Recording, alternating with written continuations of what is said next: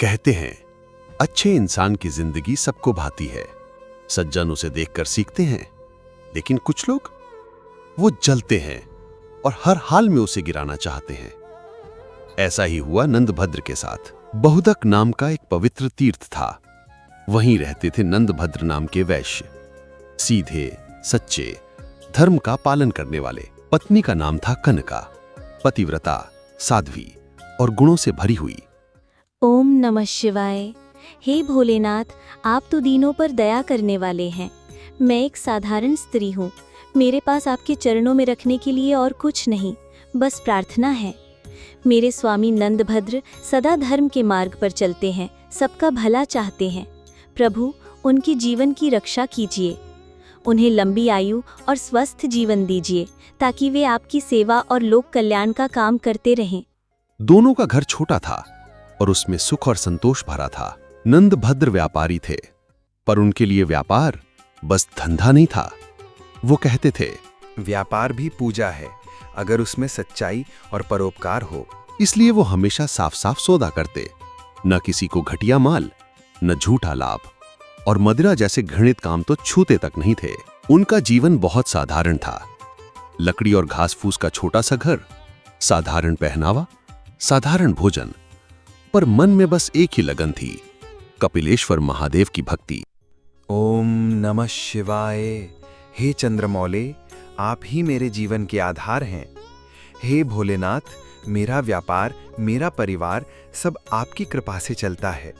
मैं जो भी कमाता हूँ उसमें आपका अंश है, सब में बांटना ही आपकी सेवा है। आप ही सत्य हैं, आप ही धर्म हैं। मुझे सदैव सच्चाई के मार्ग पर चलने की शक्ति देना। सुबह, दोपहर, शाम वे प्रेम से शिवलिंग की पूजा करते और हमेशा संतोष में रहते। न किसी से राग, न द्वेष, निंदा हो या स्तुति, वो हर हाल में समान रहते। नंदभद्र कहा करते थे, सच्चा सन्यास बाहर से वस्त्र त्यागने में नहीं, मन से विषयों को छोड़ने में है। वो मानते थे गृहस्थ का धर्म है पहले देवताओं, अतिथियों और भूखे जीवों को खिलाना, फिर जो बचे वही खुद खाना। ऐसा जीवन देखकर सज्जन लोग खुश होते, सीखते और प्रेरणा लेते। लेकिन हर कोई खुश कहां होता है। नंदभद्र के पड़ोस में रहता था एक व्यक्ति, सत्यव्रत। नाम सुनकर लगता बड़ा धर्मात्मा होगा, पर असलियत बिल्कुल उल्टी। वो था नास्तिक, दुराचारी और सबसे बड़ा ईर्ष्यालु। नंदभद्र की खुशी देखकर उसका दिल जल उठता। दिन रात वही सोचता, कहीं से तो नंदभद्र का दोष पकड़ूं और उसे धर्म से गिरा दूं। मानो उसकी पूरी जिंदगी का मकसद ही यही बन गया था। तो एक तरफ था नंदभद्र का सीधा सच्चा जीवन और दूसरी तरफ सत्यव्रत की जलन। अब देखना यह है, ये टकराव कहां ले जाएगा। जीवन की तपस्या में डूबे हुए नंदभद्र पर विपत्ति ने अचानक वार किया। पहले उनके इकलौते पुत्र ने संसार को अलविदा कहा, और फिर जैसे किसी ने एक ही घड़ी में घर की लौ बुझा दी हो, उनकी पतिव्रता पत्नी कनका भी चल बसी।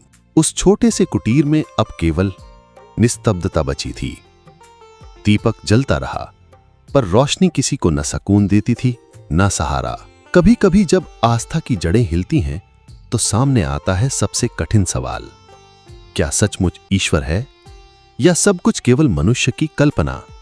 यह प्रश्न अब आ खड़ा हुआ था धर्मनिष्ठ नंदभद्र के सामने।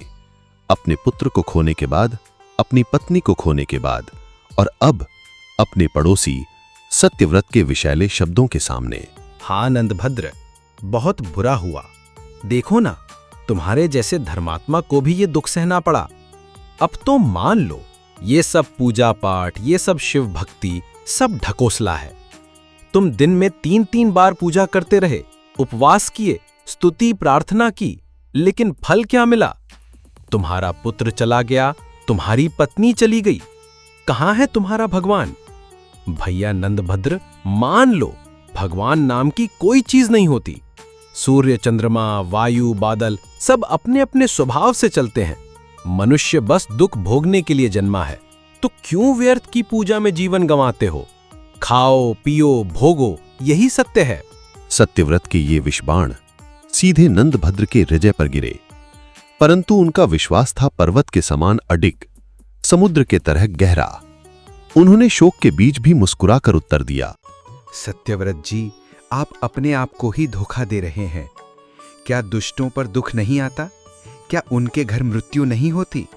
जब सज्जन दुख भोगते हैं तो सब उनके साथ खड़े होते हैं, परंतु जब दुराचारी पर विपत्ति आती है कोई सहानुभूति तक नहीं देता।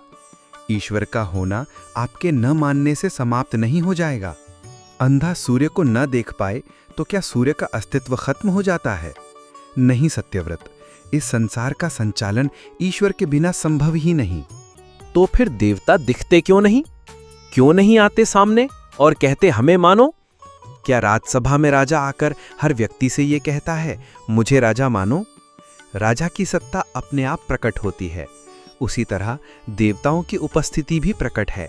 आपकी आंखें बंद हैं, इसलिए आप देख नहीं पा रहे।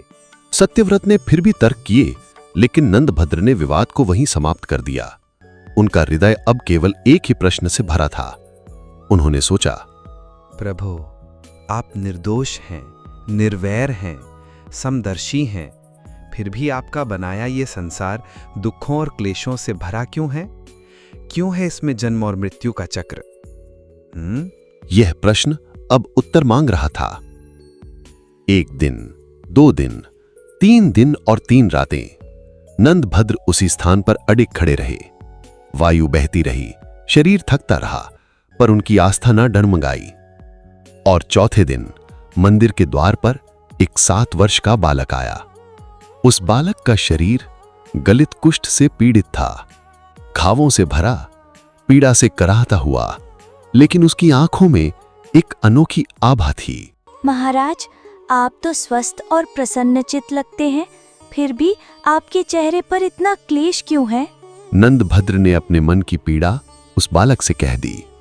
उन्होंने पूछा, हे बालक, क्या तुम्हें पता है ये संसार दुखों से भरा क्यों है? और तब उस बालक के मुख से ऐसे वचन निकले जिन्हें सुनकर नंदभद्र स्तब्ध रह गए। प्रिय का वियोग और अप्रिय का संयोग, यही मानसिक दुख का कारण है, और रोग तथा परिश्रम शारीरिक दुख का कारण। औषध से शारीरिक दुख दूर होते हैं, परंतु मानसिक दुख केवल ज्ञान से मिटते हैं। मन का मूल दुख है राग। इसी राग से तृष्णा और लोभ उत्पन्न होता है, और यही लोभ जन्म देता है अनंत दुखों का। तृष्णा का कोई आरंभ नहीं और कोई अंत नहीं, यही त्याज्य है। नंदभद्र के प्रश्न अभी थमे नहीं थे।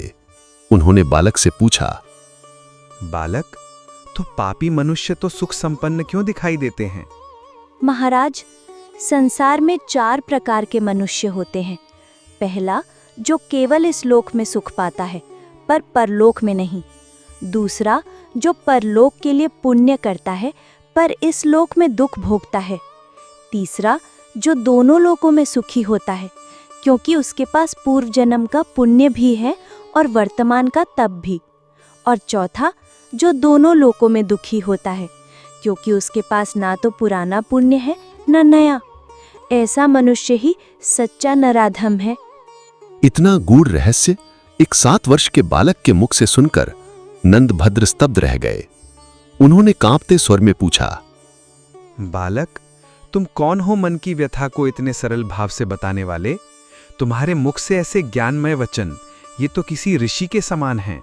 महात्मन, पूर्व जन्म में मैं पाखंडी था, दंभ और दुर्गुणों में डूबा। इसी कारण वर्षों तक नीच योनियों में भटका, पर भगवान व्यासदेव ने कृपा की, हर जन्म में मुझे सचेत किया, और अब उन्होंने ही मुझे आपके पास भेजा है। सुन लीजिए, 7 दिन बाद मैं इस तीर्थ पर प्राण त्याग दूंगा। कृपा करके मेरे अंतिम संस्कार का कर्तव्य आप निभाइएगा। 7वें दिन सूर्य मंत्र का जाप करते हुए वह बालक इस लोक से विदा हो गया। ओम घृणी सूर्याय नमः। ओम आदित्याय विद्महे भास्कराय धीमहि तन्नः सूर्यः प्रचोदयात्।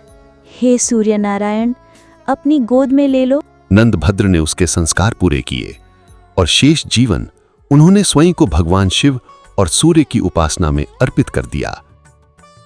अंततः धर्म, धैर्य और भक्ति की अग्नि परीक्षा पार कर नंदभद्र ने महादेव के सारूप्य को प्राप्त किया।